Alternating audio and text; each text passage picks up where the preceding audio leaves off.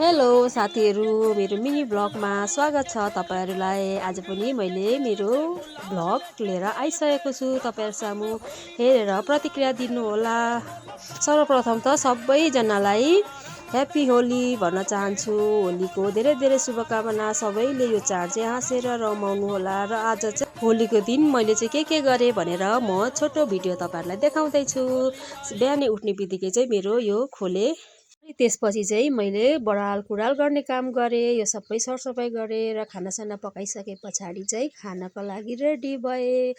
यसरी मिठो खाना खाइसके पछाडि चाहिँ म चाहिँ धेरै वर्ष भयो नि त होली नखेलेको। अनि होली खेल्नु भनेर तयार हुन थालेर सुरुमै मैले चाहिँ गएर सरिता दिदीलाई रातो लगाइदिएँ। साथीहरू, मैले चाहिँ क्या होली नखेलेको कति वर्ष भइसक्यो, लगभग 11-12 वर्ष भइसक्यो क्या। अनि फेरि यो ठाउँमा चाहिँ त्यति साह्रो होली खेल्दैन रहेछ क्या हाम्रो उमेरकोहरूले। अनि मैले चाहिँ मेरो साथी चाहिँ हाम्रै छिमेकी नानीलाई लिएर होली खेल्न गाउँतिर लागेँ यसरी।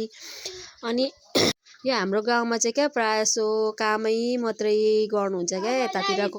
बिहे गरेर आएदेखि मलाई थाहा छैन क्या मेरो उमेरकोले चाहिँ यसरी होलीहरू खेलेको, त्यही भएर होला मैले खेल्न नपाएको। त्यसपछि अर्को बहिनीलाई पनि हामीले चाहिँ दलिदियौँ यसरी। नलाइदिनु भन्दै त मैले त लोलाले पनि हानिदिएँ। अनि त्यसपछि बिनुकोमा गएँ। अनि बिनुहरू चाहिँ नखेल्ने भनेर बसिरहेको रहेछ। तिनीहरूलाई पनि दाल पारिदिएँ। अन्तखेरि तर उनीहरू चाहिँ खेल्नु चाहिँ खेलेन। अनि एकछिन यसरी सबैजना भेला भएर हामी चाहिँ होली खेल्न थाल्यौँ। अनि नानीहरू पनि सबैजना रमाइरहेका थिए। अब धेरै वर्ष भएकोले गर्दा होला मलाई पनि मजा लाग्यो होली खेल्न।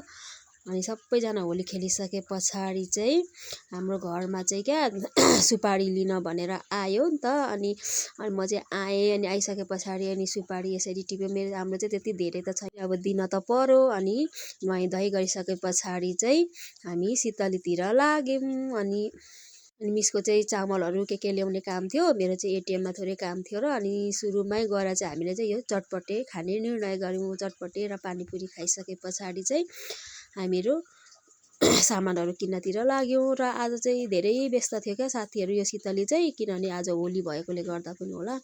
अनि सामानहरू किनिसके पछाडि चाहिँ अटो बोलाएर हामीहरू सामानहरू लगाएर अटोमा हिँड्यौँ। हेर्नु न कति व्यस्त सडक क्या हाम्रो। अब होलीले गर्दा होला सायद, हुनु त अरू बेला पनि व्यस्त नै हो यो ठाउँ चाहिँ, किनभने यिनीहरू पालिकाहरू पनि छ नि त। अनि घर आएको त अनि बिनु र कान्छी चाहिँ मलाई पर्खिरहेको रहेछ क्या गाईलाई खोल्नु जाने भनेर। अनि म पनि हतार अनि गाईलाई खोल्न भनेर लाग्यौँ सरिता दिदीको खेतमा।